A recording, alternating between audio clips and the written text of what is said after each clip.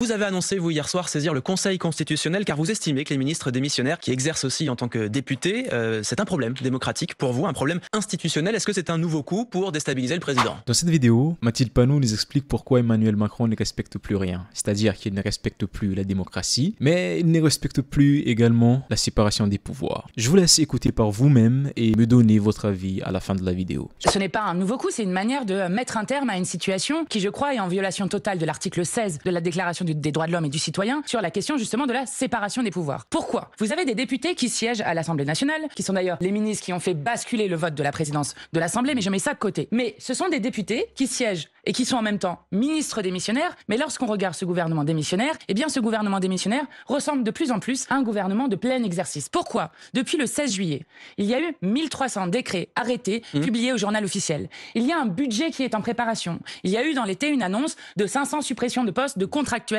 soit un quart des postes de contractuels de la protection judiciaire de la jeunesse. Il y a eu récemment, cette semaine, une conférence de presse de Nicole Belloubet qui fait de nouvelles annonces sur la rentrée qui ne correspond absolument pas aux affaires courantes. Mais c'est le principe d'un gouvernement qui gère les affaires courantes, Mathilde. Oui, enfin, il faut que vous compreniez que plus un gouvernement qui gère les affaires courantes dure, plus eh bien, ce gouvernement prend des décisions politiques. Le record de la Ve République d'un gouvernement démissionnaire, c'est 9 jours. Le record de la 4e République, c'est 38 jours. Nous sommes d'ores et déjà à 45 jours avec un gouvernement qui ne peut ni être censuré, ni être contrôlé par le Parlement, ni même être interrogé par le Parlement. Mais qu'est-ce qui vous dérange? C'est le fait qu'ils exercent aussi, qu'ils soient également députés, ou c'est uniquement le fait qu'ils prennent des décrets justement qui, selon vous, dépassent les affaires courantes? Vous savez, dans la Constitution, un député n'a pas le droit d'être ministre en même temps.